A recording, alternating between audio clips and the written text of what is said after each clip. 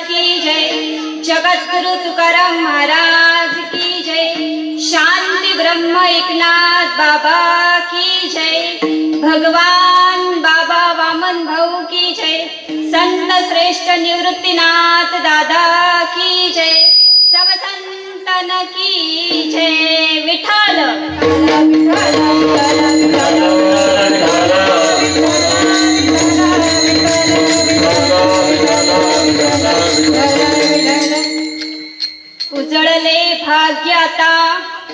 उजळले भाग्याता अवघी चिंता ही वारली, संत दर्शनी हा लाभ पद्मनाभ जोडीला, संपुष्ट हे हृदय पेटी करुणी पोटी साठवू, तुका म्हणे होता ठेवा तो या भावा सापडला, संत दर्शनी हा लाभ पद्मनाभ जोडीला. ओम नमोजी अद्या श्री वेद प्रतिपाद्या, जय जय स्वसंवेद्या आत्मरूपः, देवा तुची गणेशु सकलार्थमती प्रकाशु, म्हणे निवृत्ती दासु अवधारी जोजी. महायोग पीठे तठे भीमरथ्या, वरं पुंडरीकाय दातुं मुनीन्द्रे, समागत्य तिष्ठन्तमानन्द कंदं, परब्रह्मलिंगं भजे पाण्डुरंगा.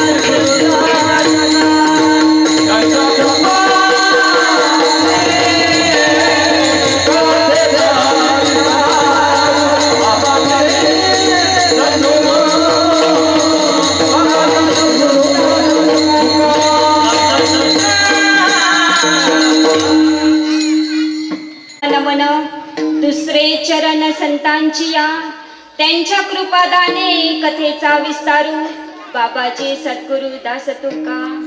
नमो सद्गुरु तुकया ज्ञान दीपा, नमो सद्गुरु सच्चिदानंद रूपा, नमो सद्गुरु भक्त कल्याण मूर्ती, नमो सद्गुरु भास्करा पूर्ण कीर्ती.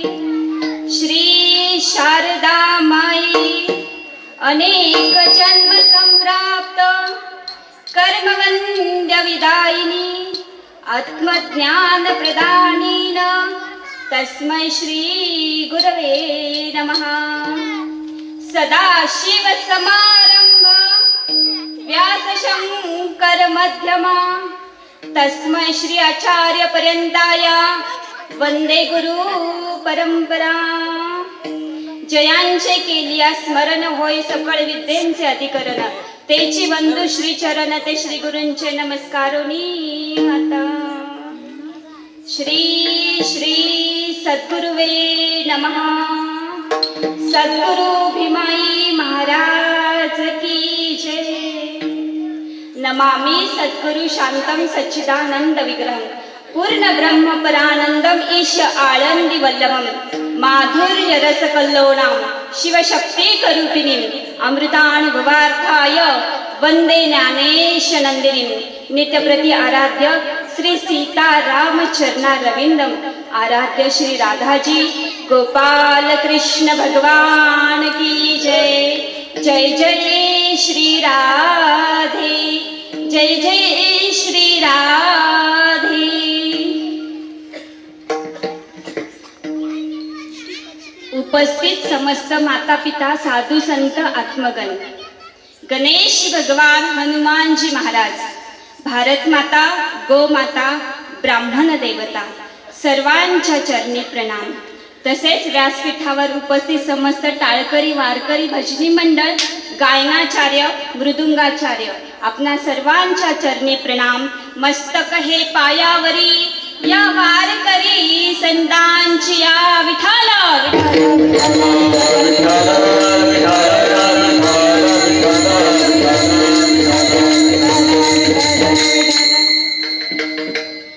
उजळले भाग्याता, उजळले भाग्याता, अवघी चिंता ही वारली, संत दर्शनी हा लाभ, पद्मनाभ जोडीला, संपुष्ट हे हृदय पेटी, करुणी पोटी साठवू, तुका म्हणे होता ठेवा, तो या भावा सापडला, संत दर्शनी हा लाभ, पद्मनाभ जोडीला।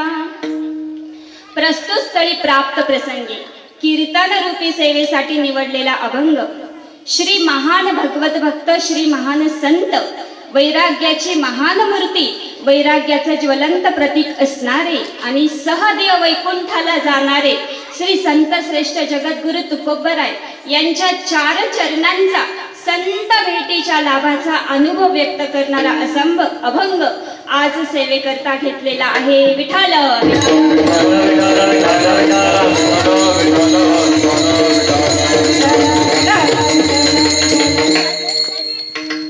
प्रस्तुत अभंगामध्ये महाराज असं सांगतात की आता माझं भाग्य उजळलं।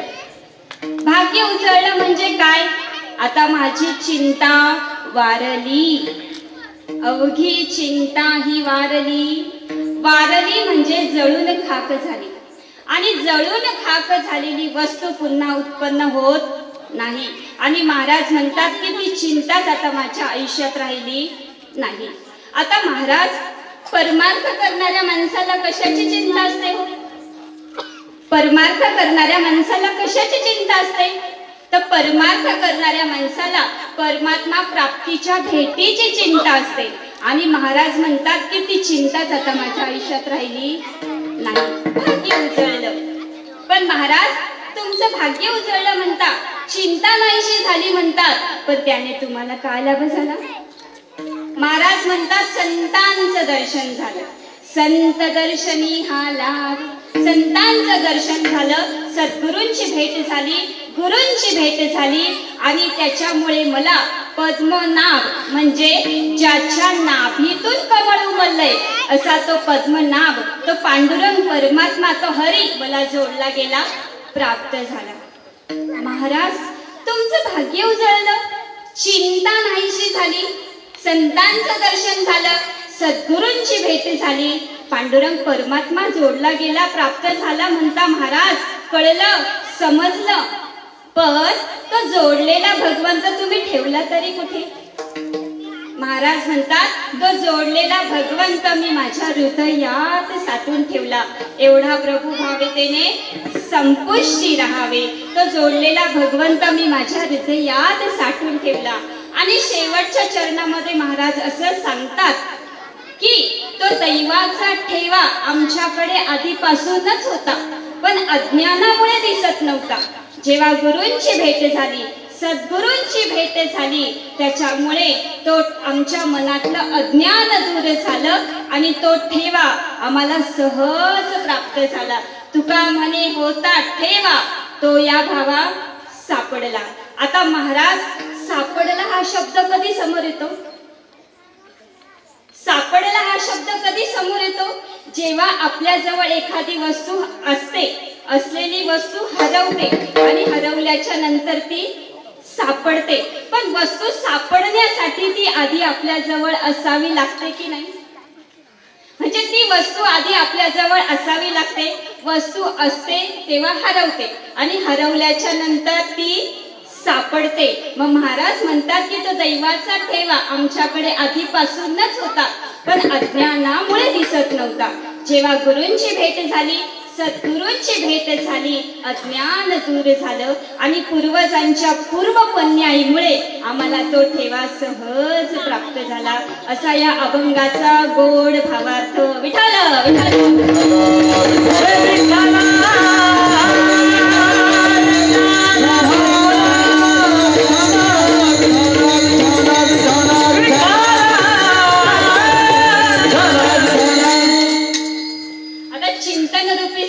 आरंभ करण्यापूर्वी एक छोटासा परिहार देणं आवश्यक असतं आणि वक्त्याने ते सांगावं हे त्याचं आद्य कर्तव्य असतं. प्रभू श्री रामचंद्रांच्या पदपावन स्पर्शाने पुनीत झालेली ही सोनगिरीची भूमी आणि ह्या ठिकाणी पांडुरंगाच्या असीम कृपेने साधू संतांच्या कृपा आशीर्वादाने आयोजक नियोजक यांच्या मार्गदर्शनाखाली तसेच गावकऱ्यांच्या सहकार्यातून सुंदर असं भव्य दिव्य सप्ताहाचं आयोजन या ठिकाणी करण्यात आलेलं आहे आणि त्यानिमित्ताने दुसऱ्या दिवसाची सेवा माझ्याकडे सुपूर्द करण्यात आलेली आहे. यथामती यथावकाश अल्पशा नियोजित वेळेत चिंतन करण्याचा प्रयत्न असेल. विठ्ठल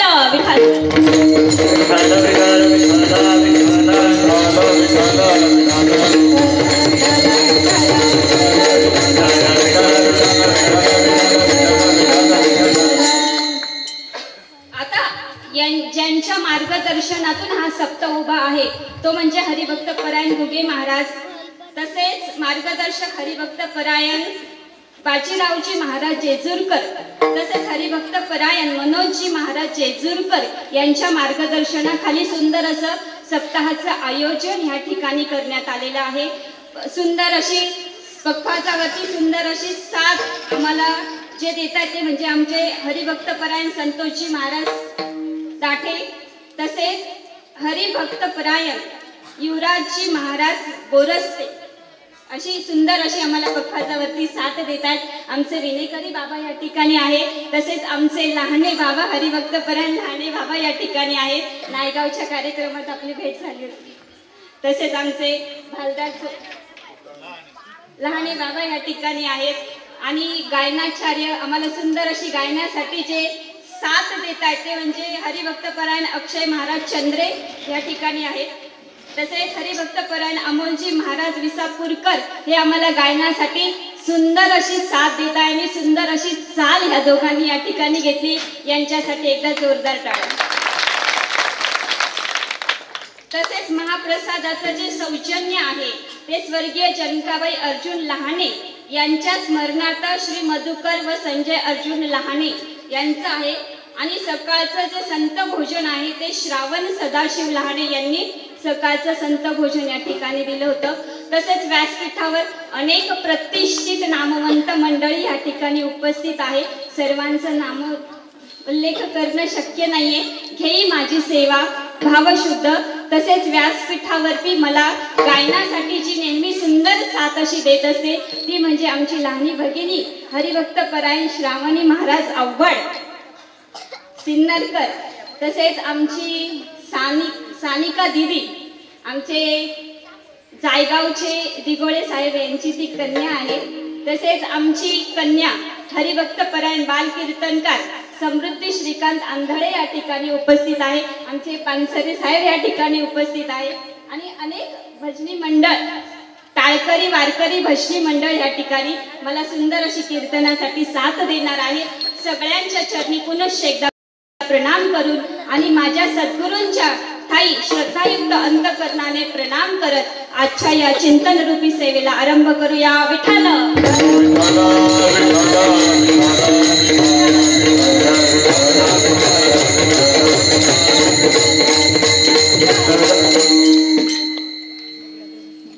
आता चिंतन रूपी सेवेला आरंभ करण्यापूर्वी मी नेहमी 3 गोष्टी सांगत असते आणि आवर्जून सांगावंसं वाटतं. कथा कीर्तन प्रवचनाची सुरुवातच ह्या 3 गोष्टींनी होत असते आणि त्या 3 गोष्टी आपल्या परिचयाच्या आहेत. आपणास ठाऊक आहे आपण ती कृतीही करत असतो पण त्या कृती करण्यामागचा खरा भावार्थ आपल्याला माहित नाही. आता अभंग सोडवण्याच्या आधी त्याचा भावार्थ सांगणं महत्वाचं असतं. तसंच आपण जी कृती करत असतो त्याच्या मागचं खरं कारण सुद्धा ठाऊक असायला हवं. आणि बाबा त्या 3 गोष्टी अशा आहेत. एक म्हणजे लक्ष आहे, जागे हात आणि ऐकताय ना. आता तुम्ही म्हणाल तन्वीताई ह्या तिन्ही गोष्टींसाठीच आम्ही इथे आणि तुम्हाला बोलवलेच त्याच्यासाठी. म्हणणे तुमचं लक्ष आहे, तुम्ही जागे आहात, तुम्ही ऐकताय, ठाऊक आहे महाराज. पण खरं ह्या तीन गोष्टींचा अर्थ हा होतो. लक्ष आहे ना याचा अर्थ खरा असा होतो माता भगिनींनो, आपलं लक्ष जर आपल्या लक्षावरती असेल तर यश आपल्यापासून दूर नाही. आणि आपलं लक्ष जर आपल्या लक्षावरती असेल तर तो भगवंत आपल्यापासून दूर नाही. म्हणून लक्ष आहे ना. 2 जागे आहात ना बाबा. काही नाही तन्वीताई, फक्त हळू वाऱ्याची झुळूक आली की असं होत ना.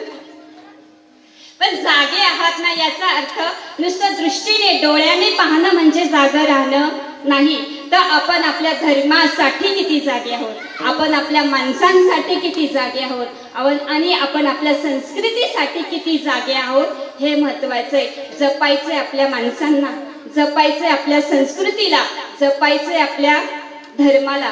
कारण गेलेली वेळ आणि गेलेला माणूस पालन धर्माचे पालन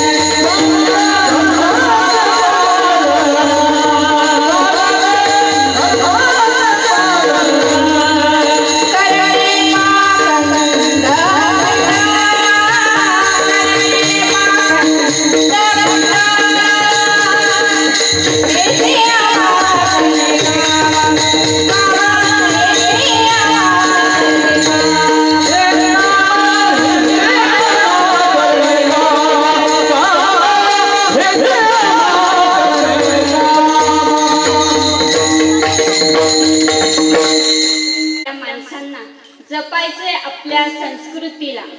बाबा महिला मंडळ जपायचंय आपल्या संस्कृतीला. कारण आपल्या पोशाखामुळे जर कुणाच्या तरी मनामध्ये वासना निर्माण होणार असेल तर ती आपली संस्कृती नाही. आपली संस्कृती काय? आपल्या मुलांना काय शिकवायचंय? आपल्या मुलांना धर्म शिकवायचाय, आपल्या मुलांना आपली संस्कृती शिकवायची, आपल्या मुलांना आपले सण वार व्रत वैकल्य शिकवायचे. ही आपली संस्कृती आहे. जपायचे आपल्या माणसांना, जपायचे आपल्या संस्कृतीला आणि जपायचे आपल्या धर्माला. आणि आमचा धर्म सांगण्यासाठी आता आम्हाला बाबा अधिवेशन घ्यावे लागतायत. याच्यापेक्षा मोठी शोकांतिका काय? जपायचे आपल्या धर्माला. भगवान श्रीकृष्ण सांगतात धर्म रक्षन्ति रक्षिता. तुम्ही धर्माचं रक्षण करा, धर्म तुमचं रक्षण करेल. आणि आपला एकच धर्म आहे, तो म्हणजे हिंदू सनातन संस्कृती. जपायचे आपल्या धर्माला. कारण धर्माचं संकट आज हे आपल्या गावाच्या वेशीवर आहे. सावध व्हा. ते जर का तुमच्या उंबरठ्यापर्यंत आलं ना तर तुम्ही काहीच करू शकत नाही. जपायचंय आपल्या धर्माला. धर्मराज युधिष्ठिरांना एकदा प्रश्न विचारण्यात आला होता, धर्मराज धर्म म्हणजे काय एका शब्दात सांगा. तेव्हा धर्मराज म्हणाले होते धर्म म्हणजे सायुज्यता. आणि सायुज्यता म्हणजे जागं राहणं आपल्या धर्मासाठी, आपल्या माणसांसाठी आणि आपल्या संस्कृतीसाठी. आणि तिसरं ऐकताय ना, श्रवण. आणि ऐकताय ना याचा अर्थ असा होतो बाबा, आपल्याला जर एक चांगलं नेतृत्व करायचं असेल, आपल्याला एक चांगलं लीडर बनायचं असेल तर आपल्याला आधी एक चांगलं लिसनर बनावं लागतं. मलाही तुमच्या पुढे बोलण्याआधी माझ्या गुरूंनी सांगितलेला, माझ्या सद्गुरूंनी सांगितलेला उपदेश श्रवण करावा. आधी माझ्या सद्गुरूंनी सांगितलेला उपदेश श्रवण करावा लागतो. म्हणून कथा कीर्तन प्रवचन श्रवण करत असताना या 3 गोष्टी लक्षात ठेवून श्रवण करा. विठ्ठल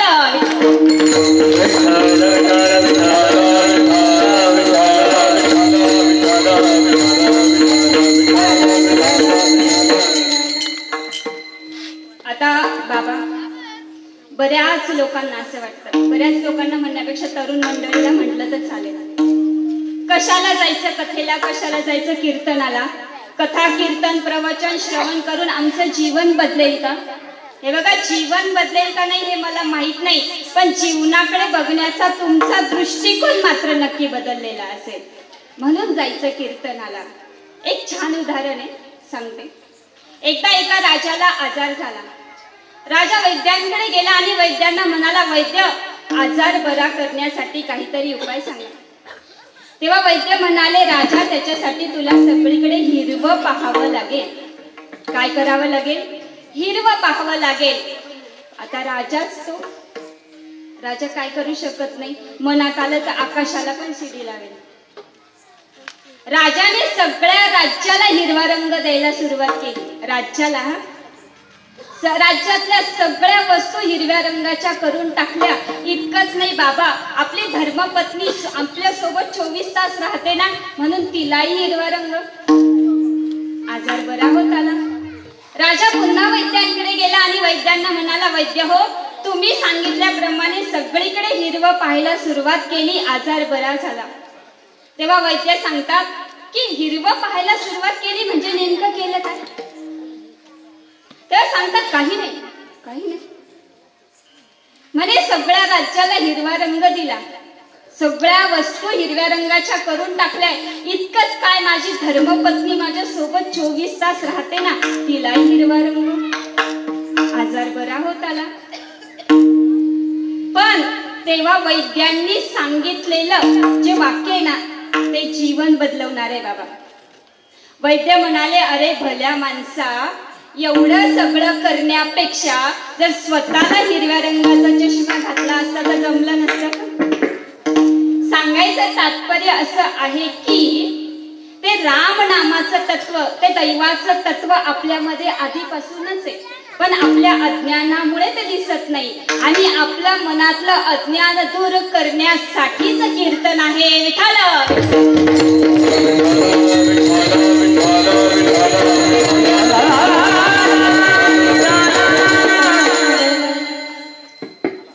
मला सांगा, असं म्हणतात कलियुगी उद्धार हरीच्या नामी. पण एकदा नाम घेतलं तर उद्धार होतो का?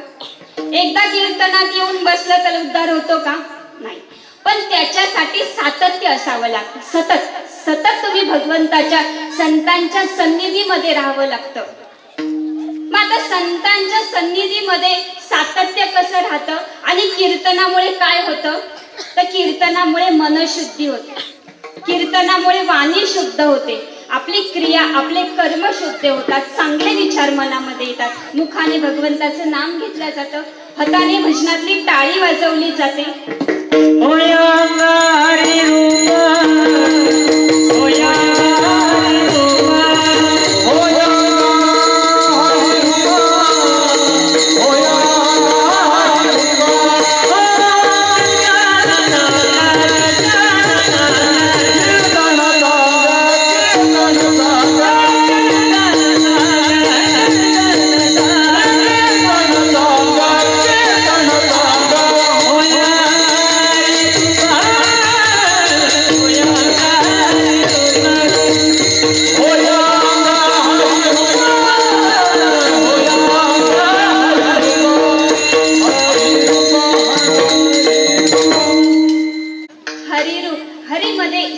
हरी आपल्याला समावून घेतो. पण आता ही मनशुद्धी कशी होते बघा, फार सुंदर उदाहरण भागवताने वर्णन केलेलं आहे. आता इथे तिन्ही पिढ्या बसलेल्या आहेत आणि जेव्हा आमचे महाराज मृदुंगावरती थाप देत होते ना मगाशी, तेव्हा त्या लहान मुलांच्या चेहऱ्यावरती अशी सुंदर हास्य होतं. याला म्हणतात एकरूप होणं. आणि त्यांच्यापैकी 2-3 जणांनी टाळ्या वाजवल्या होत्या महाराजांसाठी. याला म्हणतात, काय म्हणतात, हरिरूप होणं, कीर्तनामध्ये स्वतःला सामावून घेणं. आणि संवाद आहे, आपल्या आजोबा आणि नातू यांच्यामधला संवाद आहे, भागवताने वर्णन केलाय. एक छोटासा नातू 6 वर्षाचा असेल साधारणतः, आपल्या आजोबांना सांगते, विचारते, आजोबा, तुम्ही जशी ज्ञानेश्वरी वाचता तशी मीही वाचतो, तुम्ही जसं ज्ञानेश्वरी वाचायला बसतात तसं मीही बसतो, तुम्ही ज्या लयीमध्ये ज्ञानेश्वरी बोलतात त्या लयीत मीही बोलतो, तुम्ही जेवढ्या मोठ्या आवाजात बोलतात तसं मीही बोलतो आजोबा, पण आपल्या दोघांमध्ये ना एक फरक आहे. आजोबा म्हणतात, काय बाळ, काय फरक आहे? तेव्हा ते छोटस बालक सांगत आहे, आजोबा ज्ञानेश्वरी तुमच्या लक्षात राहते पण माझ्या लक्षात राहत नाही. आणि आमच्या कीर्तनकारांचा फायदा काय माहिती का महाराज? तुमच्या लक्षात राहत नाही. विठाला विठाला.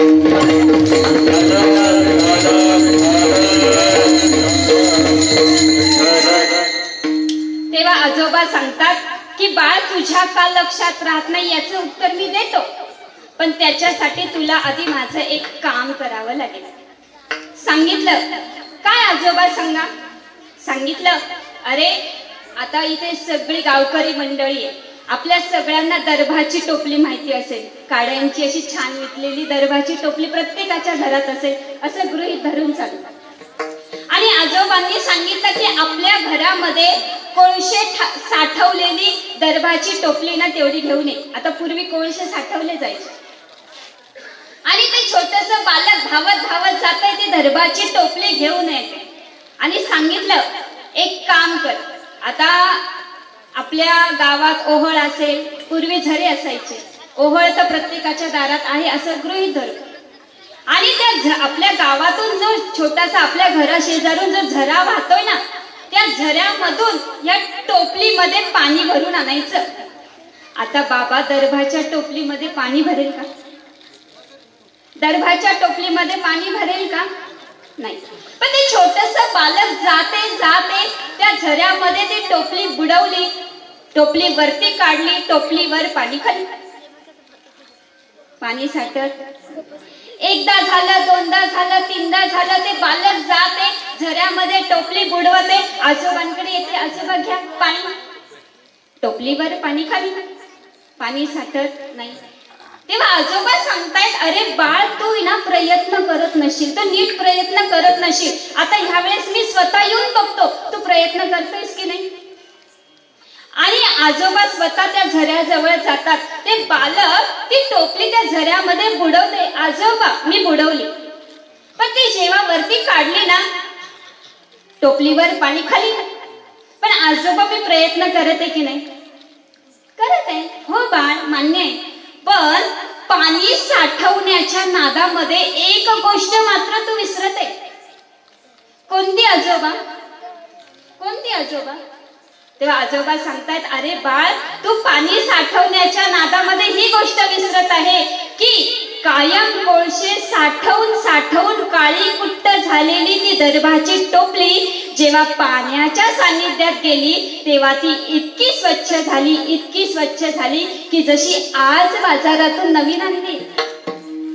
सांगायचं तात्पर्य असं आहे की तुम्ही ह्या धर्ममंडपामध्ये येऊन तर बसा, भलेही तुमच्या लक्षात राहो अथवा न राहो, मनशुद्धी सुरू आहे. विठाल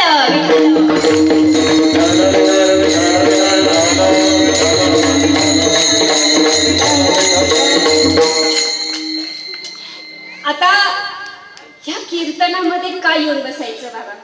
अभंगाकडे वळणार आहे, पण एक छोटस उदाहरण सांगते. कारण भगवंताने जो आनंद आहे ना, भगवंताचा जो परमानंद आहे ना, तो भगवंताने स्वतःजवळ ठेवला. आणि एक दिवस काय झालं, वैकुंठामध्ये भगवान असे मस्त बसलेले, पण बसलेले असताना त्यांनी समोर एक टोपली ठेवली आणि त्या टोपलीमध्ये साधनं ठेवली, साधनं. आणि माता लक्ष्मी विचारत आहे, ही साधनं कशासाठी?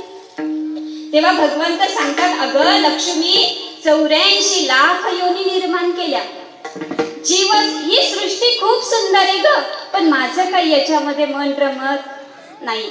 आणि सगळ्यात शेवटची योनी मानवाची निर्माण केली. का निर्माण केली?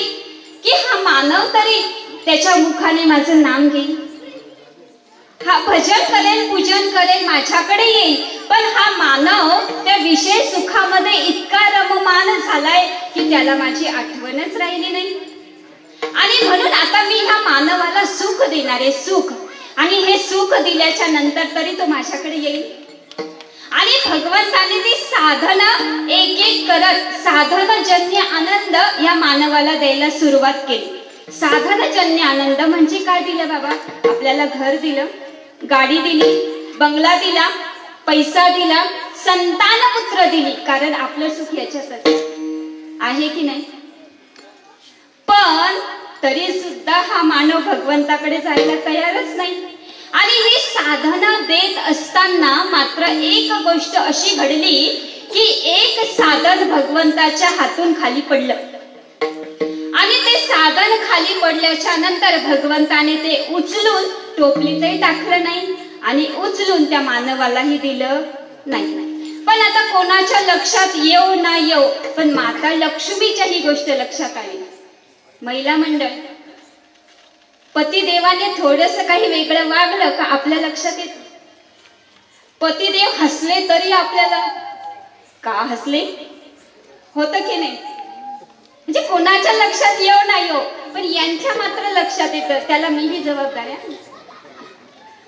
आणि माता लक्ष्मी विचारते, भगवंता काय गडबड आहे? सांगितलं अगं सिक्रेट आहे, आता नाही सांगत, नंतर सांगेल. पण आता बाल हट्ट मलाही दिलं नाही, पण भगवंताने मात्र त्याच्यावर ठेवला आपला पाय. माता लक्ष्मी म्हणते काय गडबड आहे? सांगितलं अगं हे जे साधन आहे ना, ज्याच्यावर मी पाय दिलाय, तो माझा आनंद आहे, तो माझा परमानंद आहे. आणि तो आनंद मी माझ्या जवळ ठेवलाय, कारण या आनंदाच्या शोधात तरी माझी लेकरं माझ्या जवळ येतील. आणि म्हणून तो आनंद भगवंताने स्वतः जवळ ठेवला. विठाल विठाल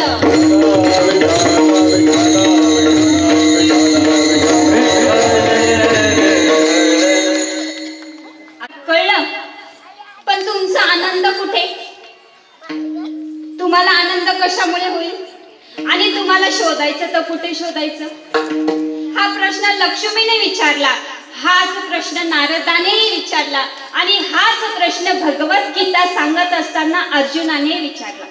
आणि याचं वर्णन भागवताच्या 3ऱ्या स्कंदामध्ये आलेलं आहे. भगवंत उत्तर देतात, नाहम वसामि वैकुंठे. मी तुम्हाला वैकुंठातही एखाद्या वेळेस सापडणार नाही. नाहम वसामि वैकुंठे योगियाना हृदयम रपी. मी वैकुंठात सापडणार नाही, मी योगियांच्या हृदयात सुद्धा नाही. मग भगवंता तुम्ही आहे तरी कुठे?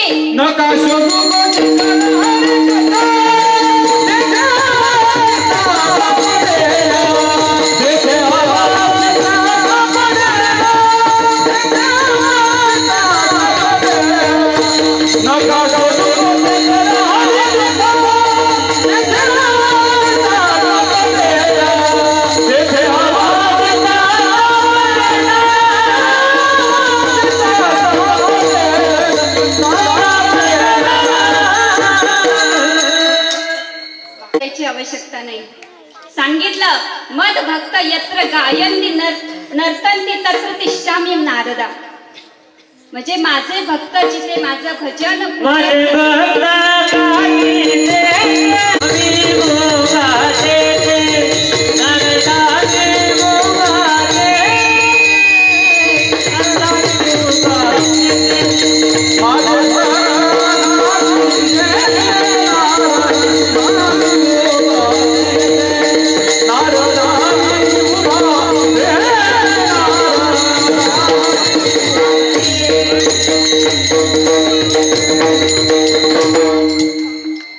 जर दिली ना महाराज, तर रात्रीचे 12 वाजले तरी मला काही हरकत नाही. विठाला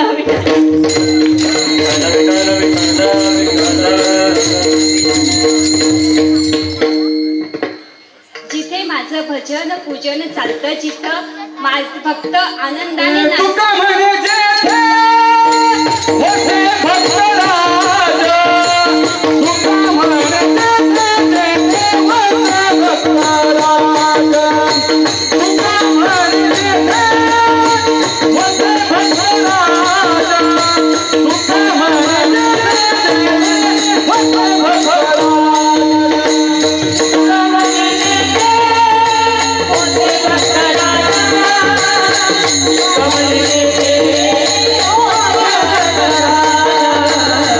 Come on.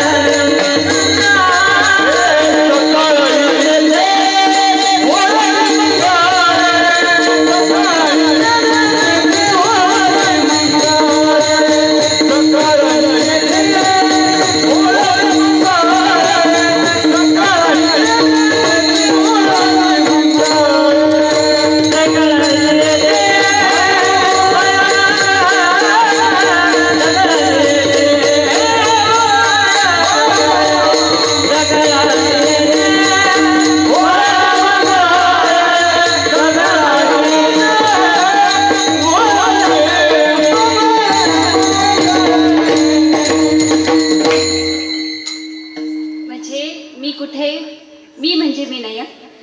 भगवंत कीर्तनामध्ये, आणि जर भगवंताची प्राप्ती करायची असेल तर आपल्याला कीर्तनामध्ये येऊन बसावं लागेल. महाराज सांगतात, कलियुगा माझी करावे कीर्तन, तेने नारायण देईल भेटी. विठाल विठाल.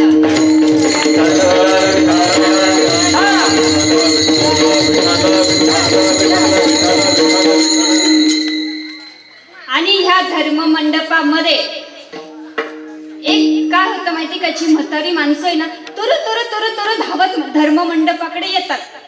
कारण नव चैतन्य भगवंत संचारतो ना. पण एक हात जोडून कळकळीची विनंती आहे माता भगिनींनो सगळ्यांना, की आपल्या मुलांना या धर्म मंडपामध्ये आणून बसा. आणि आज समाजाला त्याची गरज आहे. आज समाजाला विनोदाची आवश्यकता नाहीये, आज समाजाला संस्कारांची आवश्यकता आहे. आज समाजाला ह्या तरुण वर्गाची आवश्यकता आहे. कारण तरुणांनी योग्य वयात योग्य दिशा निवडली तर आयुष्याची दशा होत नाही. विठाल.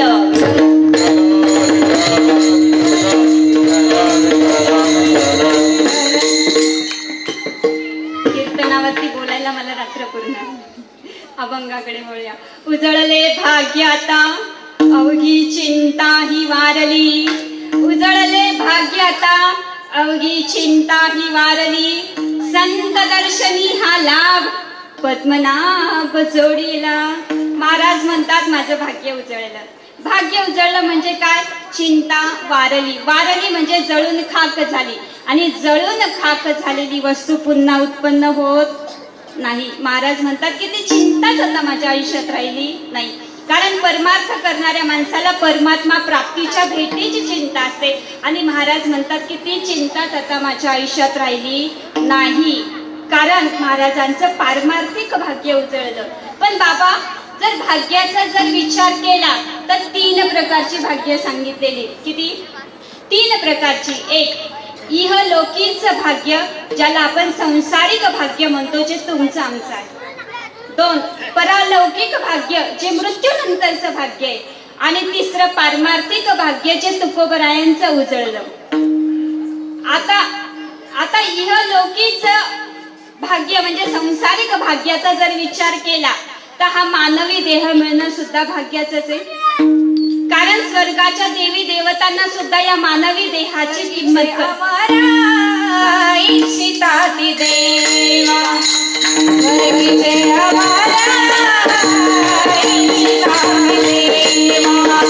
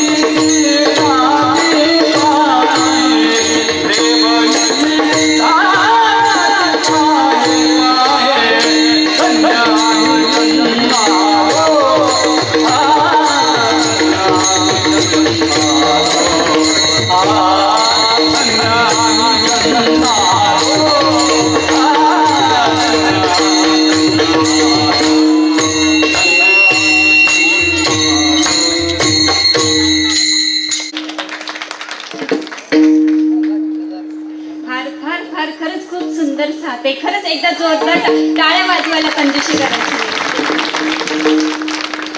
आणि खरंच बाबा रात्रीचे 12 वाजले तरी मला काहीच अडचण नाही. तुमची इच्छा असेल तर. विठाल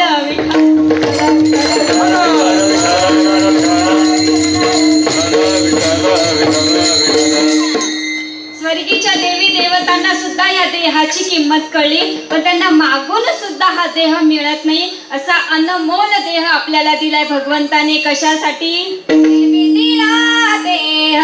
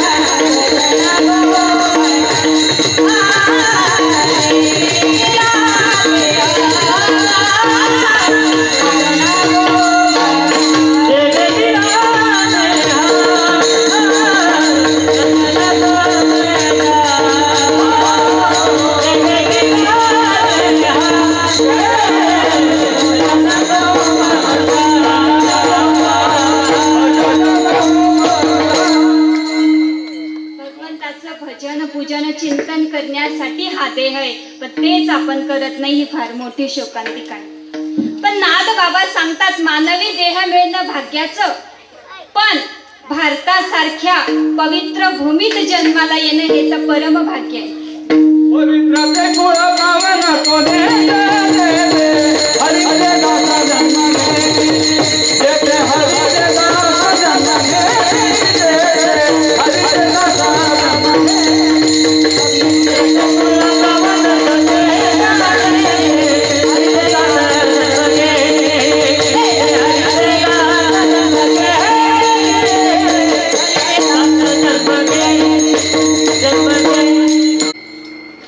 भारतासारख्या पवित्र भूमीत जन्माला येणं हे भाग्याचं परम भाग्याचं लक्षण आहे. आणि त्यातल्या त्यात महाराष्ट्रासारख्या संतांच्या भूमीत जन्माला येणं हे तर परम भाग्याचं लक्षण आहे.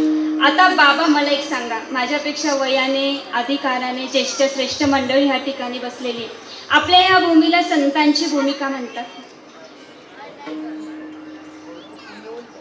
बरं, आपले ज्ञानोबा माऊली, नामदेवराय, तुकोबाराय, अनेक माझे आराध्य भगवान बाबा, वामन भाऊ, अनेक थोर संत मंडळी ह्या भूमीत जन्माला आली. बरोबर, सगळे थोर मंडळी संत महात्मे या इथे जन्माला आली, म्हणून याला संतांची भूमी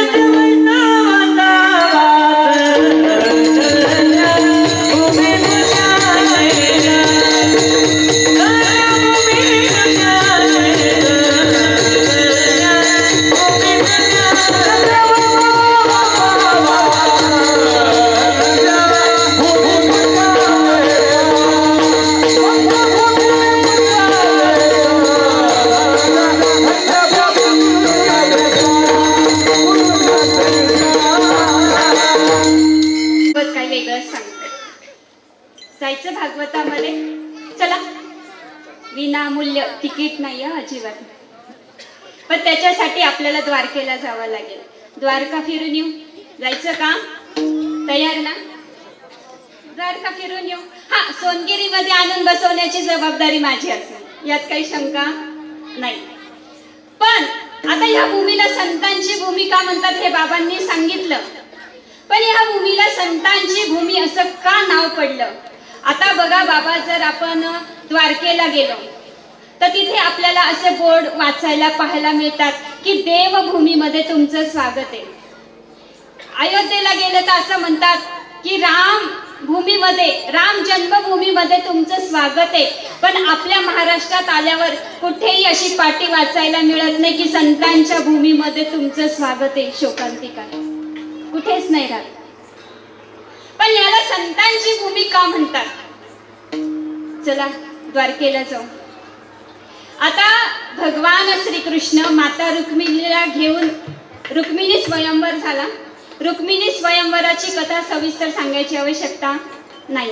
पण रुक्मिणी स्वयंवर कशा परिस्थितीत झाला हे आपणास ठाऊक आहे. आणि नववधू आहे, भगवान द्वारकेला तिला घेऊन गेले. आणि आता नवीन विवाह झालाय, पतिदेव खुश आहे. विचारलं, रुक्मिणी काय मागायचं तो वर माग. काय सांगितलं? काय मागायचं ते माग. आत्ताची पत्नी असती तर काय मागितलं असं विचार न केलेलाच बरा. तो माझा विषय नाही. आपण द्वारकेला चाललोय, जाऊ. आणि आता पण ती आत्ताची पत्नी नव्हती, ती भगवान श्रीकृष्णांची पत्नी होती. ती स्वार्थी असं काही मागणार नाही. आणि रुक्मिणी माता सांगते, देवा अहो स्वतः तुम्ही माझ्या जवळ असताना मला काय दुसरं मागायची आवश्यकता, मला काही नको. नाही पण रुक्मिणी माग, मी आज तुझ्यावर प्रसन्न आहे. आणि भगवंत जेव्हा प्रसन्न असताना महाराज ते फक्त देत राहतात. आता परत एखादं उदाहरण आठवलं पण नको, जाऊ आपल्या द्वारकेतच जाऊ. आणि सांगितलं, देवा तुम्हाला द्यायचंच असेल ना तर एक द्या. माझा आत्ताच नवीन विवाह झालेला आहे आणि नववधूला आपल्या माहेरची ओढ असणे स्वाभाविकच आहे. पण आपला विवाह अशा परिस्थितीत झाला आहे की मी माझ्या माहेरी जाऊ शकत नाही. आणि मी म्हंटल तुम्हाला चला तर तुम्ही काही माझ्या सोबत येणार नाही. पण तुम्हाला वर द्यायचाच असेल तर असा द्या की मी कौंडिल्यपुरात, कौंडिल्यपूर म्हणजे आत्ताची अमरावती जी आपल्या महाराष्ट्रात आहे, आणि रुक्मिणी माता आपल्या महाराष्ट्रातली आहे, हे आपलं परमभाग्य. आणि माता रुक्मिणी सांगितलं तुम्हाला वर द्यायचाच आहे ना, एक वर द्या. माझ्यासाठी तर तुम्ही माझ्या माहेरी येणार नाही, पण माझ्या मायभूमीमध्ये अशी संत जन्माला घाला, अशी तुमची भक्त जन्माला घाला की माझ्यासाठी तुम्ही येणार नाही पण तुमच्या भक्तांसाठी मात्र तुम्ही धावून जाल.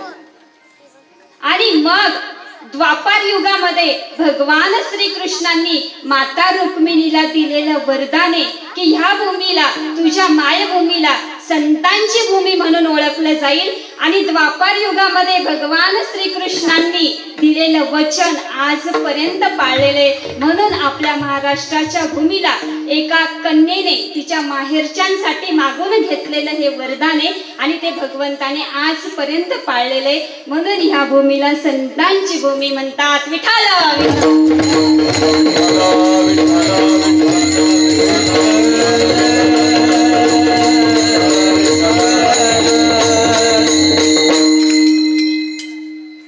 आता मानवी देह मिळणं भाग्य, संतांच्या भूमीत जन्माला येणं परम भाग्य, पण तुकोबरा याला भाग्य म्हणत नाही. भाग्य तरी नोये धन पुत्र दान, भाग्य तरी नोये धन पुत्र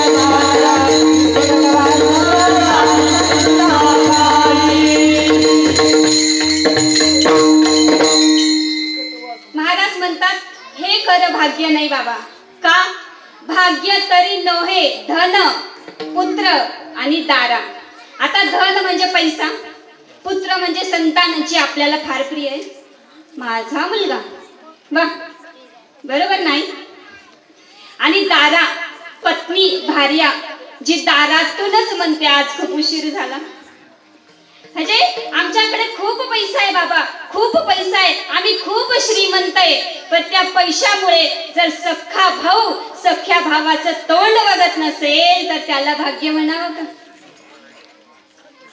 पुत्र, मुलगा जो आम्हाला फार आवडतो, नवस करतो आम्ही मुलासाठी. पण मुलगा आहे, खूप शिकलाय, खूप शिकलाय, अमेरिकेत आहे, मोठ्या हुद्द्यावर आहे, पण शेवटच्या समयाला जर आपल्या आई वडिलांसोबत नसेल तर त्याला भाग्य म्हणावं का?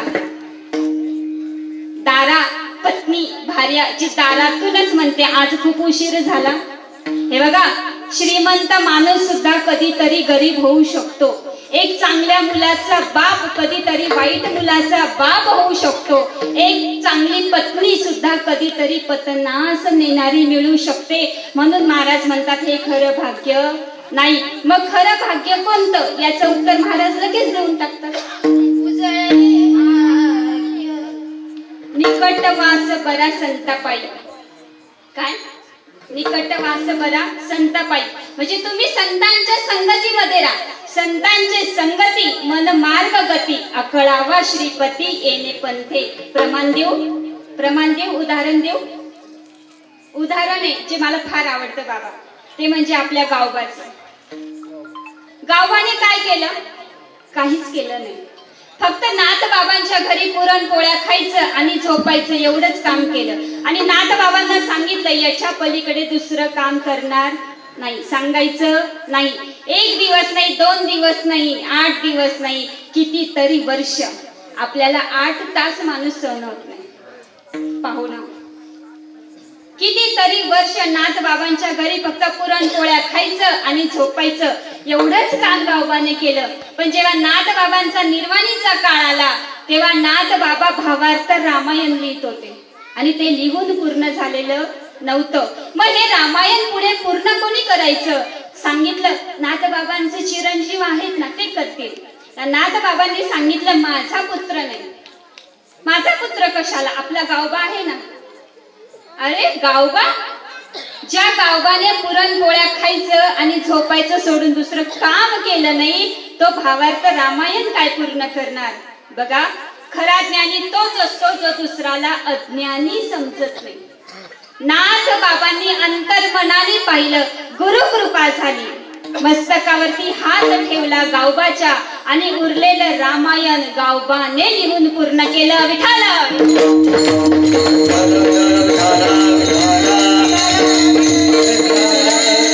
म्हणून महाराज सांगतात संतांचे संगती मन मार्ग गती अकळावा श्रीपती येणे पंथे. तुम्ही काही करू नका, फक्त संतांच्या संगतीमध्ये जरी राहिलात तरी तुम्हाला पांडुरंगाची प्राप्ती झाल्याशिवाय राहणार नाही. आणि बाबा मला हा विश्वास आहे की ज्या मार्गाने आमचे संत गेले त्या मार्गाने जर आम्ही गेलो ना तर आम्हाला पांडुरंग परमात्मा भेटल्याशिवाय राहणार नाही. आणि दुसरं भाग्य सांगितलं परालौकिक भाग्य म्हणजे मृत्यूनंतरचं भाग्य. पण या भाग्यामध्ये देवी देवता चंद्र सूर्य तारे इंद्र सगळे येतात. पण यांना सुद्धा आपला कालावधी संपल्याच्या नंतर जन्म मृत्यूच्या फेऱ्यामध्ये अडकावं लागतं. म्हणून महाराज म्हणतात हे खरं भाग्य नाही. मग खरं भाग्य कोणतं? तर तिसरं भाग्य जे तुकोबरायांचं उजळलं, पारमार्थिक भाग्य.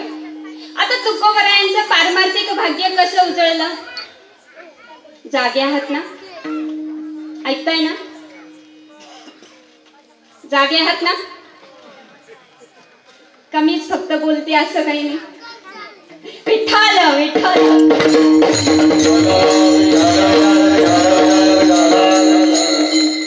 चेहऱ्यावरती स्मित हास्य असू द्या.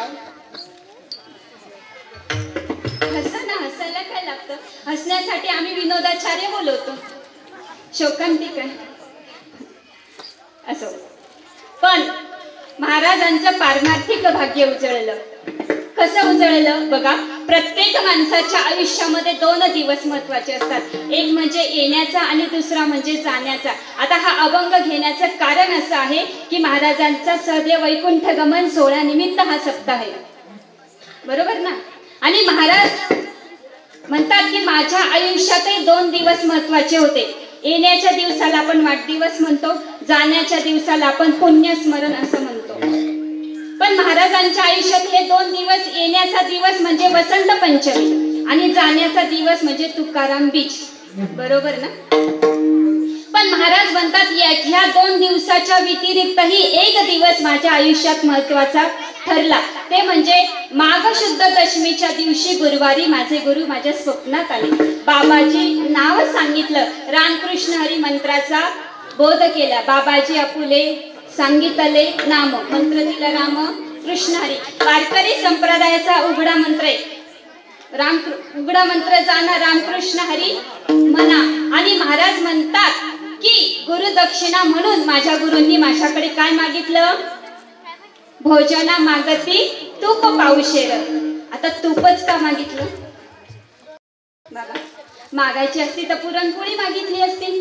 तूप आणि थोडं झालं का पावशेर तूप त्या जमान्यामध्ये. आता तूप म्हटलं की चूप, अशी स्थिती आहे. पण महाराज म्हणतात की लोण्यावर प्रक्रिया केल्याच्या नंतरचे उरत ते म्हणजे तूप. मंथुनी नवनीता तैसे घे अनंता, वाया व्यक्त कथा सांडी मार्ग. तसेच वेदांत शास्त्रानुसार आपल्या मनाचे 4 भाग केलेले आहेत.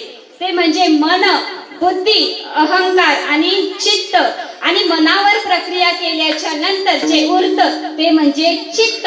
आणि ते चित्त पावशेर तुपाच्या स्वरूपात माझ्या गुरूंनी माझ्याकडे मागितलं. आणि तो दिवस माझ्यासाठी भाग्याचा ठरला, कारण मला गुरूंची म्हणजे सद्गुरूंची भेट झाली. आणि हेच महाराज अभंगाच्या पहिल्या चरणात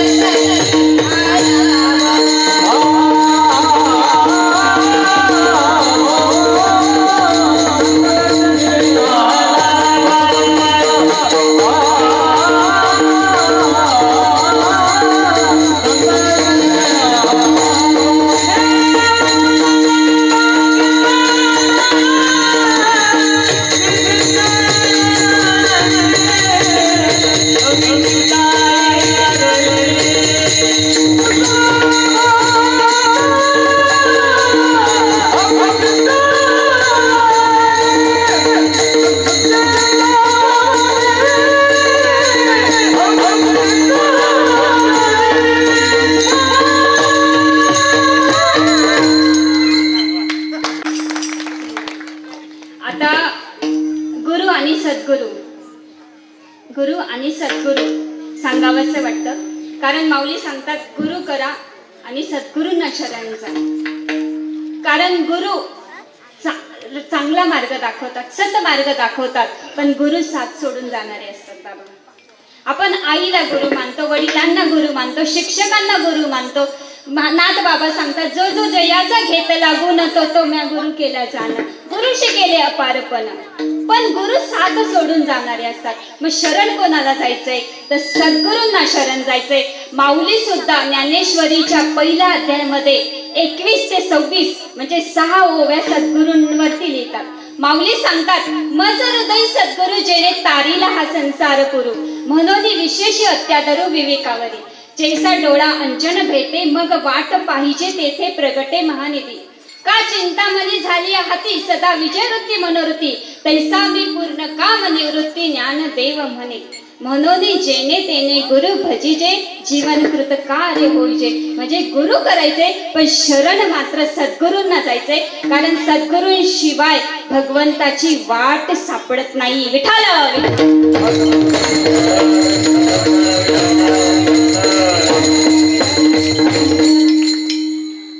महाराज तुमचं भाग्य उजळलं, चिंता नाहीशी झाली. कारण गुरूंची सद्गुरूंची भेट झाली, कळलं समजलं. आणि तुम्ही हे पण सांगतात की संतांची संगती मन मार्ग गती. तुम्ही संतांच्या संगतीमध्ये आम्हाला राहायला सांगतात, पण जाता जाता संत संगतीचा महिमाही सांगा. संतांमुळे कसा भगवंत भेटतो जाणून घ्यायचंय तुम्हाला. आणि हाच प्रश्न जसा तुम्हा आम्हाला पडलाय तसाच वैकुंठात नारदांनाही पडला. आणि नारदजी मुनी गेले भगवंताकडे, संत संगतीचा महिमा जाणून घ्यायचा आहे, सांगा. सांगितलं सांगतो, पण त्याच्यासाठी तुला मृत्यू लोकात जावं लागेल. आणि मृत्यू लोकात गेल्याच्या नंतर सगळ्यात पहिले गटारीतल्या किड्याला विचारायचं संत संगतीचा महिमा काय.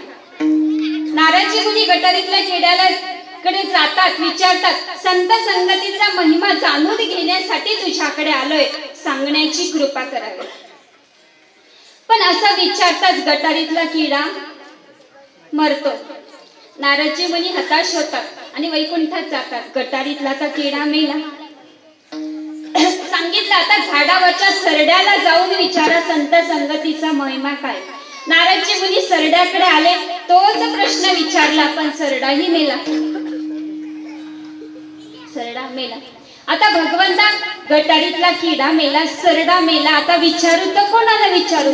सांगितलं आत्ताच गाईच्या गोठ्यामध्ये गाईला एक वासरू जन्माला आलंय, त्या वासराला जाऊन विचारा संत संगतीचा महिमा काय. आता इथे विचारणं तर लांब जर राहिलं, नुसता गोठ्यामध्ये पाय ठेवताच गाईचं वासरू मरतं. नारदजी मुनी हताश होतात आणि वैकुंठात जातात. देवा आतापर्यंत ज्यांना ज्यांना विचारतो ते मरून जात आहेत, आता विचारू तर कोणाला विचारू. संत संगतीचा महिमा जाणून घ्यायचाय. सांगितलं आत्ताच राजवाड्यात एका राजाला सुंदर असं बालक जन्माला आलंय, त्या बालकाला जाऊन विचारा संत संगतीचा महिमा काय. नारदजी मुनी म्हणतात, देवा आतापर्यंत ज्यांना विचारलं त्यांचं विचारणार मला कोणी नव्हतं. आणि आता जर राजाचं पोरग मेलं तर राजा माझी काय हाल करेल. मलाच वैकुंठात पाठवेल, मी काय विचारायला जाणार नाही. कारण माणूस मृत्यूला फार घाबरतो. कर्माला घाबरत नाही, पण मृत्यूला मात्र घाबरतो. पण नारदजी मुनींना सांगितलं यावेळेस असं काही होणार नाही, माझं स्मरण करा. काही त्या घडलेल्या घटनेला मी साक्षी असेल. तुम्ही बालकाला जाऊन विचारा. आणि नारदजी मुनी त्या बालकाला जाऊन विचारतात, पण मनामध्ये शंका, बालक मेलं तर, बालक मेलं तर. पण नारायणाचं स्मरण केलं, अंतर्मनाने भगवंताला आवाज दिला, बालकाला विचारलं संत संगतीचा महिमा सांगा. आणि काय नवल, बालक गतप्रांत झालं नाही, पण 1 दिवसाचं बालक बोलू लागलं. आणि सांगितलं नारदजी मुनी, ज्यांनी तुम्हाला हा प्रश्न घेऊन माझ्याकडे पाठवलंय त्यांना घेऊन या, सांगतो. आता प्रश्नाचं उत्तर मिळणार आहे. नारदजी मुनी वैकुंठात, देवा उत्तर मिळणार आहे हा, पण तुम्हाला यावं लागेल. सांगितलं एवढंच ना नारदजी मुनी, चला तुमच्यासाठी तेवढं करायला मी तयार आहे. आणि नारदजी मुनी वैकुंठातून भगवंताला घेऊन राजवाड्यात येतात. आणि त्या बालकाला विचारलं, बाबा आता तरी संत संगतीचा महिमा सांग. तेव्हा ते बालक सांगतंय, अहो नारदजी मुनी, हाच तर संत संगतीचा महिमा आहे. तुमच्यामुळे संतांचं दर्शन झालं. नारदजी मुनी तुमचं दर्शन झालं तेव्हा मी सगळ्यात पहिले गटारीतला किडा होतो. तुमच्या दर्शनाने गतप्राण झालं, उच्च श्रेणीमध्ये जन्माला आलो, सरडा झालो. सरड्याच्या योनीमध्ये जन्माला जेव्हा तुम्ही मला दर्शन दिलं तेव्हा अतिउच्च श्रेणीमध्ये जन्म झाला, गाईचं वासरू झालो. आणि गाईच्या वासराच्या रूपात जेव्हा तुम्ही दर्शन दिलं तेव्हा अतिउच्च कुळात म्हणजे मानवी योनीमध्ये माझा जन्म झाला. आणि नुसता जन्म झाला नाही तर मी राजकुळात जन्माला आलो. आणि राजकुळात जन्माला आल्याच्या नंतर जेव्हा तुमचं दर्शन झालं तेव्हा तर मला साक्षात पांडुरंग परमात्मा तो वैकुंठीचा राणा मला भेटायला आला. याच्यापेक्षा मोठं भाग्य काय.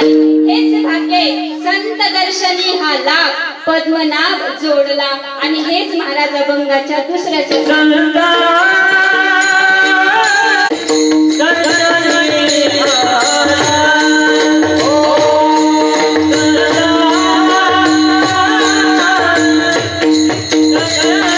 Oh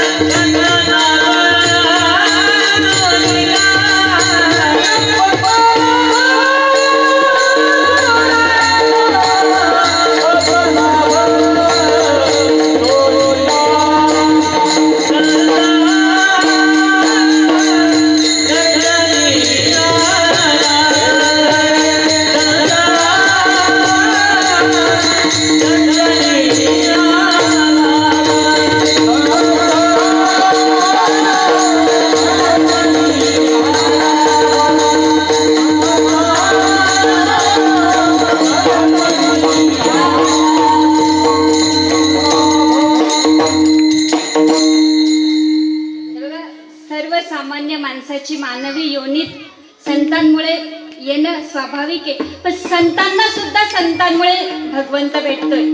एक भागवतातलं उदाहरण देऊनच टाक, चालेल ना?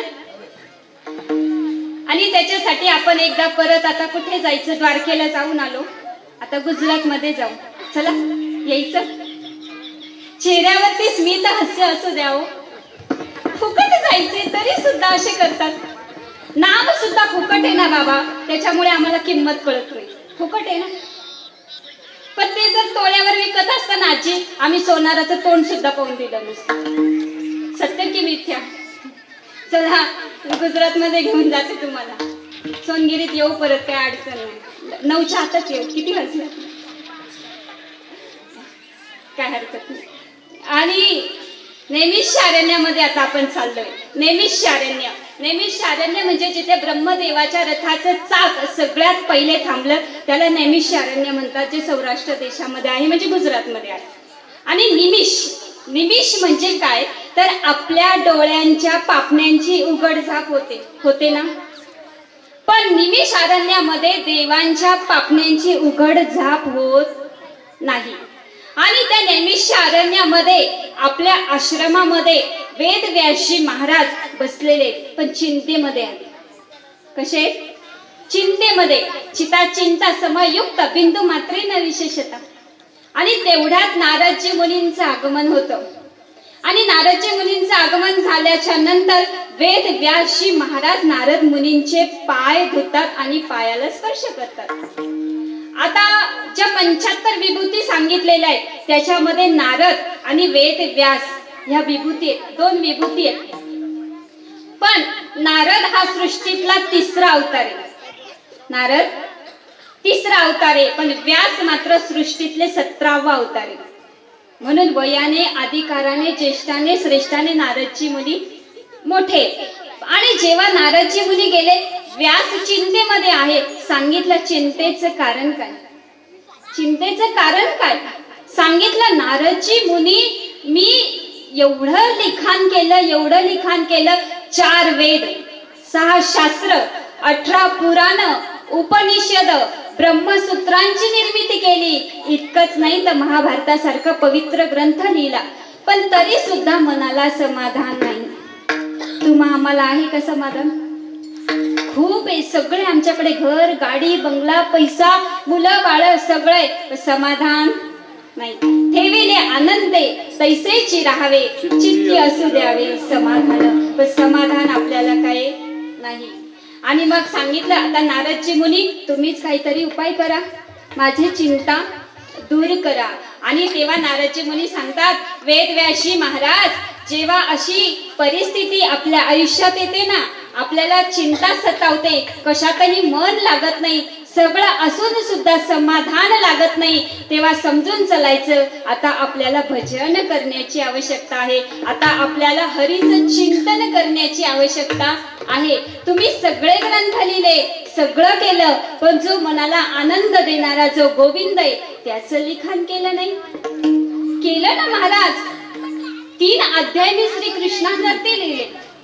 अहो महाराज, 3 अध्यायामध्ये बसेल एवढा छोटा तर कृष्ण नाही, एवढा छोटा कृष्ण नाही. पण तुम्ही काय करा, तर कृष्णाचं स्वतंत्र वर्णन करा, कृष्णाच्या लीलांचं वर्णन करा आणि भागवतासारखा पवित्र ग्रंथ लिहा. आणि नारदजी मुनींनी सांगितल्याच्या नंतर वेदव्यासी महाराजांनी भागवतासारखा पवित्र ग्रंथ लिहून पूर्ण केला. मनाला आनंद झाला, भगवान कृष्णांनी दर्शन दिलं. कारण का? संतांचं दर्शन झालं. आणि भागवत म्हणजे काय? भागवत हा पवित्र ग्रंथ आहे ज्याच्यामध्ये 12 स्कंद आहे. आणि हे 12 स्कंद म्हणजे भगवंताची 12 अंग आहे. सांगतात आरतीमध्ये म्हणतात ना, ग्रंथ नव्हे हा श्री कृष्ण. आणि म्हणून प्रत्येकाने भागवत कथा श्रवण करावी. भागवतातला एखादा श्लोक, एखादी कथा जरी चालता फिरता उठता बसता कानावर पडली तरी तिथून पुण्याचा उदय सुरू होतो आणि भगवंताची प्राप्ती होते. विठ्ठल विठ्ठल.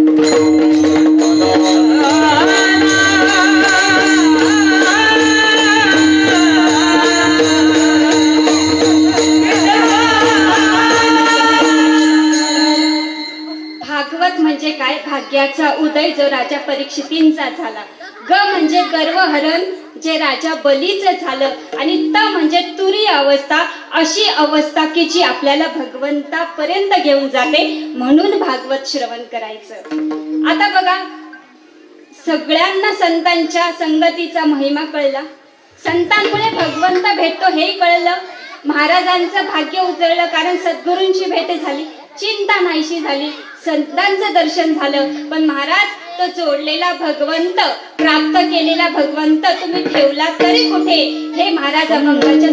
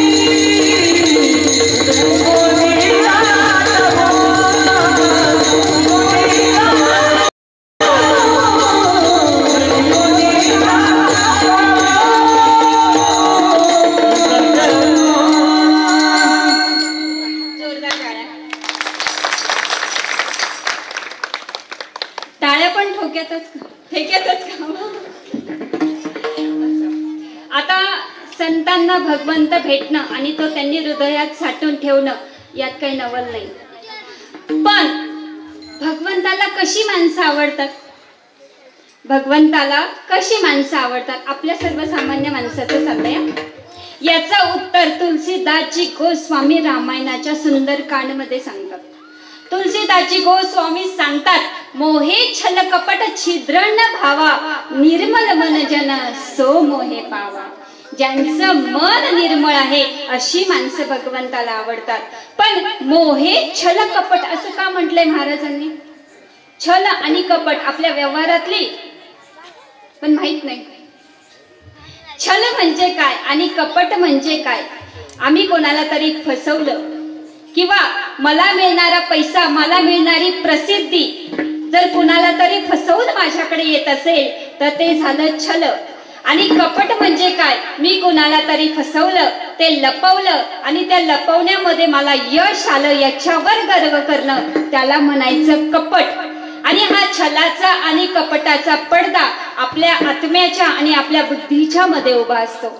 आणि त्याच्यामुळे आपल्या आत्म्याचा प्रकाश आपल्या बुद्धीपर्यंत पोहोचू शकत नाही आणि अंधारीत बुद्धीने केलेलं काम कधीही चांगलं होत नाही. म्हणून महाराज सांगतात, हा छलाचा आणि कपटाचा पडदा आधी दूर करा, तुमचं मन निर्मळ करा. आता या निर्मळ मनाची माणसं या कलियुगामध्ये सापडणं फार अवघड आहे बाबा. सापडेल का? नाही.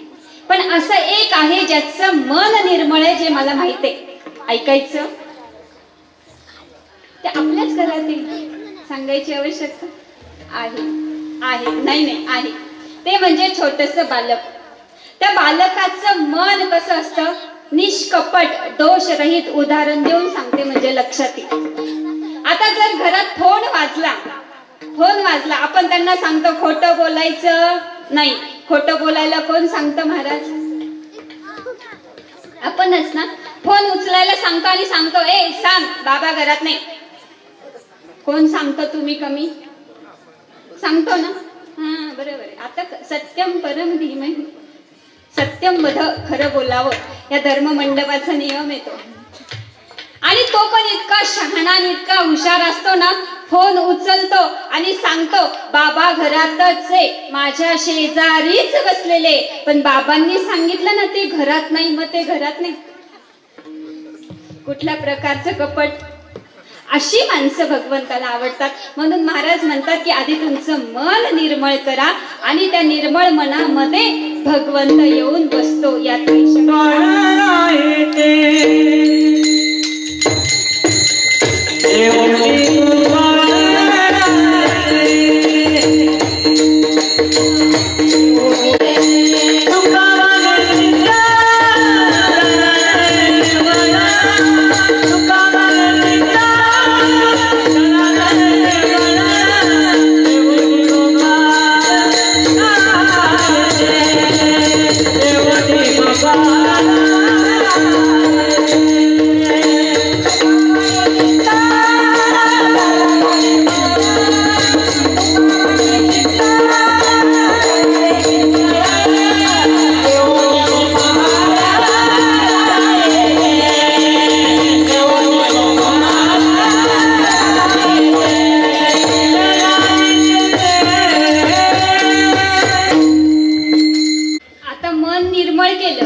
संतांनी त्या भगवंताला आपल्या हृदयामध्ये स्थान दिलं. पण हृदयातच का स्थान दिलं? हा, देव तर मंदिरात असतो, देव तर देवाऱ्यात असतो, पण त्याला हृदयात स्थान देण्याची काय आवश्यकता?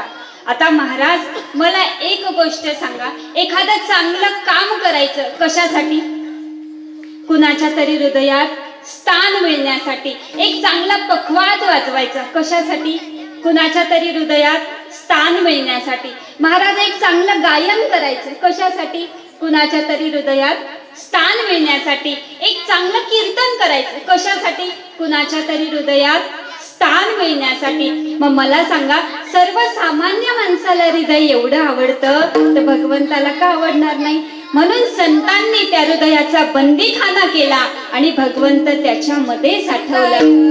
बंदीखाना केला हृदय, बंदीखाना केला हृदय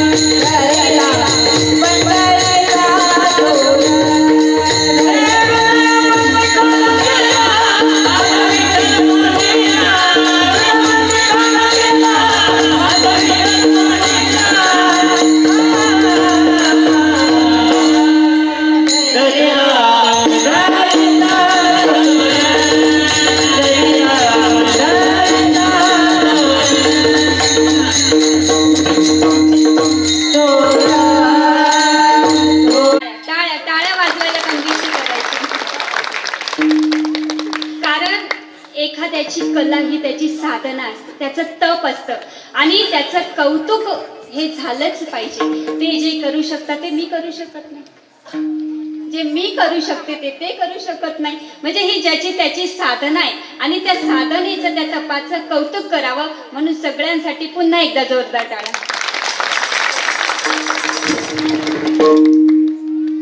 आणि भगवंताला जसं बालक आवडतं, म्हणजे आधी बालक बनू तर मालक बनू. कोणाचे?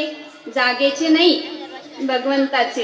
हा, जागा म्हटली की आमच्यात असं. पण भगवंताला त्याचं नाम घेतलेली लोक सुद्धा फार आवडतात.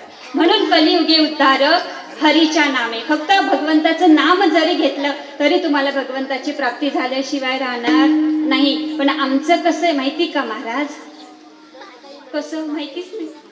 तन्वीताई तुम्हाला उभंच त्याच्यासाठी केली, सांगा ना तुम्ही. सांगा. आईच्या उदरात असताना एक वचन दिलं होतं, बाहेर आल्यावर तुझं नाम जपेल. पण बाहेर आल्यावर मायेने अशा प्रकारे पकडलं की तिथेच बसून राहिलो. ज्याच्यासाठी हा देह दिला ते केलंच नाही, भगवंताचं नामस्मरण चिंतन केलंच नाही. माफ करा, माफी मागून बोलते. पण कीर्तन प्रवचन हे विनोदाचं माध्यम नाही, हे विचार करायला भाग पाडणारं माध्यम आहे. की ह्या साधू संतांनी आम्हाला काय दिलं, कसं आम्हाला ह्या मार्गावर आणलं, कशा आमच्या मनातल्या प्रश्नांची उकल दूर सारली. हे बघा, जिंदगी में सदा मुस्कुराते रहो, मुस्कुराना जिंदगी की जरूरत है. पर जिंदगी जियो तो इस अंदाज से जियो कि आपको देखकर लगे जिंदगी कितनी खूबसूरत है. आणि हे जीवन त्याच वेळेला सुंदर होतं ज्या वेळेस मुखामध्ये नाम, हाताने टाळी, वारी चुकू न दे हरी. म्हणून सगळ्यांनी मोठ्या प्रेमाने दोन्ही हात वरती करत भजन करायचंय.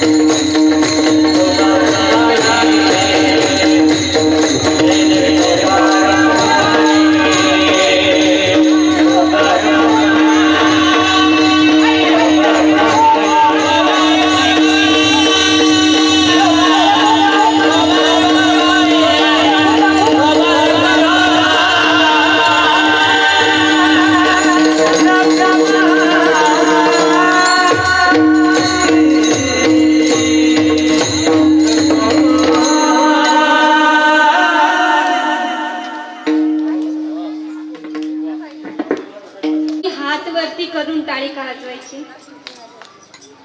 टाळी का वाजवायची? टाळीचं महत्व काय? कारण चमत्काराशिवाय नमस्कार नाही, फायद्याशिवाय आम्ही कोणती गोष्ट करत नाही. सत्य की मिथ्या? पण ही भजनातली टाळी आहे, लक्षात घ्या. आता आपण घरामध्ये जी टाळी वाजवतो ती वेगळी. महाराज, घरामध्ये जी ती टाळी वाजवतो ना ती वेगळी. सांगू का कोणती? सांगू? एकदा एक मच्छर माहिती ना कोण? ज्याला आपण चावतो. काही चुकीचं बोलले का? अच्छा, जो आपल्याला चावतो. नाही, आता कसं आहे, आमचं आडनाव आंधळ आहे त्याच्यामुळे आम्हाला काही दिसत नाही. डोळे असून आंधळ असो. पण एकदा नवीन जन्मलेल्या मच्छराला त्याची आई उडायला शिकत असते. काय? उडायला शिकत असते. आणि जेव्हा ते बालक तिचं ते मच्छर उडून येतं, आता लेकराचं ही तर माही मागूनच चित्त, मग ते आपण असो किंवा अजून कोणी असो. आणि आईने विचारलं, बाळ, तुझा आजचा पहिला दिवस होता उडण्याचा, कसा होता? तो म्हणला, छान होता. कसा छान होता? अगं आई, मी जिथे जिथे गेलो ना त्यांनी टाळ्या वाजून माझं स्वागत केलं. सत्य की मिथ्या? तेव्हा ती बालकाची, त्या मच्छराची माता सांगत आहे, अरे बाळ, ह्याच टाळ्यांपासून तुला सावध राहायचंय. खरंय की नाही बाबा? पण आपण जी टाळी वाजवतो, पण ती कुठे? जेव्हा धर्ममंडपामध्ये येऊन वाजवतो. ही भजनातली टाळी आहे. आणि ह्या टाळीचा फायदा असा आहे की भगवंताने ज्या 84 लाख योनी निर्माण केल्या आहेत, त्याच्यामधल्या ज्या सूक्ष्मातल्या सूक्ष्म योनी आहे, त्या योनीतून भगवंत आपली सुटका करून घेत असतो. आणि अजून एक फायदा भगवंत सांगतो, जो माझी भजनातली टाळी वाजवेल त्याच्या हाताच्या आयुष्य रेषा आणि धनरेषा पण वाढतात बर का. आता विश्वास देऊन सांगते, एकही हात खाली येणार नाही. विठाल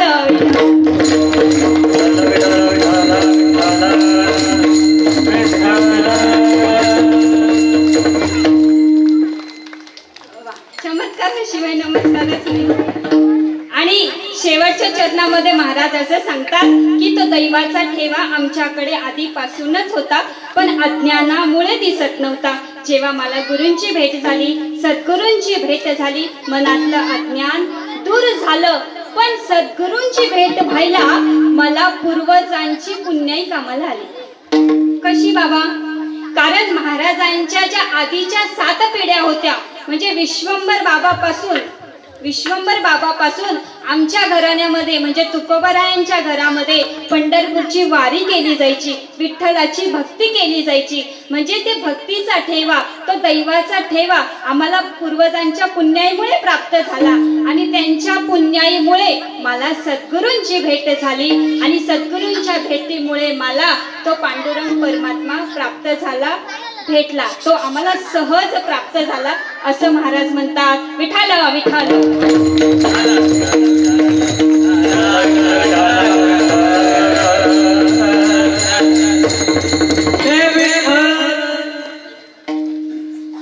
आजची ही सेवा करत असताना सगळ्यांनी मला खूप सुंदर अशी साथ या ठिकाणी दिलेली आहे. आणि चालू द्यायचं का अजून?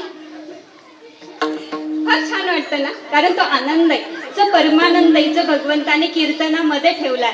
आणि आम्ही नाचणार, पण कसे नाचू? कीर्तनाचे रंगी. आणि आज या ठिकाणी पंचक्रोशीतील अनेक मान्यवर मंडळी या ठिकाणी उपस्थित आहे. ज्येष्ठ श्रेष्ठ वयाने अधिकाराने सगळ्यात मोठी मंडळी. सगळ्यांचं नाव मला काही माहित नाही, पण माझे लहाने बाबा या ठिकाणी आहेत, आमचे विनेकरी बाबा या ठिकाणी आहेत, तसेच आमचे भालदार चोपदार बाबा या ठिकाणी आहेत, तसेच आमचे ब्राह्मणवाड्याचे गीते साहेब या ठिकाणी आलेले आहेत. आणि गायनाचार्य ज्यांनी मला गायनासाठी सुंदर अशी साथ दिली असे आमचे हरिभक्त परायण अक्षय महाराज चंद्रे, अमोल महाराज विसापूरकर या ठिकाणी आहेत. माऊली, खरंच मनापासून धन्यवाद. खूप सुंदर अशी साथ तुम्ही या ठिकाणी दिली आहे. आणि अशीच साथ पुढेही असू द्या. आणि पुढील वाटचालीसाठी तुम्हाला खूप खूप शुभेच्छा. आवाज फार सुंदर आहे तुमचा. आणि मृदुंगाचार्य आमचे हरिभक्तपरायण संतोषजी महाराज ताठे या ठिकाणी आहेत. महाराज तुमचे मनापासून धन्यवाद. तसेच हरिभक्तपरायण युवराजजी महाराज गोरस्ते सुंदर असा पखवाज दोघांनीही वाजवला या ठिकाणी. तुमचेही मनापासून धन्यवाद बाबा, तुमचेही मनापासून धन्यवाद. ज्यांच्या मार्फत ही सेवा माझ्याकडे आलेली आहे असे माझे बंधू हरिभक्तपरायण योगेशजी महाराज आव्हाड केपानगर सिन्नर जे माझे बंधू आहेत त्यांचेही मी मनापासून धन्यवाद देते. आमचे लहाने साहेब